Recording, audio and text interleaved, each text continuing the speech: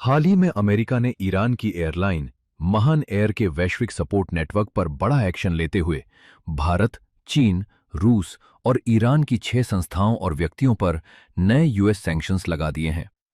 इस कार्रवाई में भारत की skis travels and logistics private limited भी शामिल है, जिसके श्रीनगर और नई दिल्ली में कार्यालय बताए गए हैं।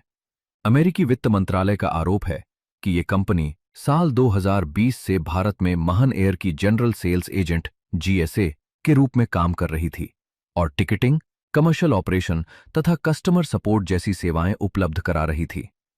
अमेरिका का कहना है कि खुद को एक सिविलियन एयरलाइन बताने वाली महान एयर वास्तव में आईआरजीसी और उसकी कुड्स फोर्स के लिए हथियार, ड्रोन सिस्टम, सैन्य उपकरण और सैन्य कर्मियों के परिवहन में मदद करती रही है।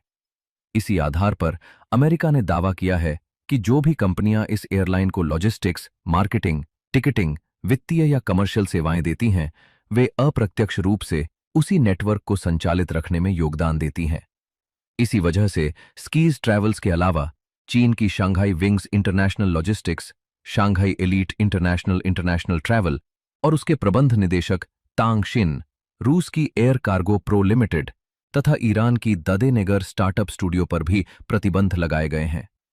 अमेरिकी आरोप है कि ददेनेगर वास्तव में आईआरजीसी की एक फ्रंट कंपनी है, जिसने कथित तौर पर अमेरिकी और इजरायली सैन्य ठिकानों की लोकेशन और अन्य सूचनाएं जुटाने में भूमिका निभाई। महान एयर पर यह पहली कार्रवाई नहीं है।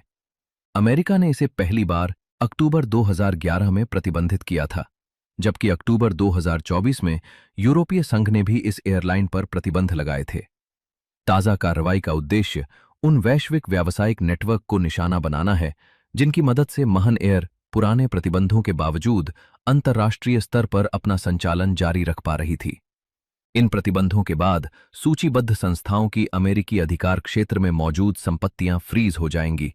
वे अमेरिकी वित्तीय प्रणाली का उपयोग नहीं कर सकेंगी और कोई भी अमेरिकी व्यक्ति या कंपनी इनके साथ कारोबार नहीं कर पाएगी। इसके अलावा अमेरिका ने विदेशी बैंकों और अंतर्राष्ट्रीय कंपनियों को भी चेतावनी दी है कि यदि वे इन प्रतिबंधित संस्थाओं के साथ लेन देन जारी रखते हैं तो उन पर भी सेकेंडरी सैंक्शंस लगाए जा सकते हैं।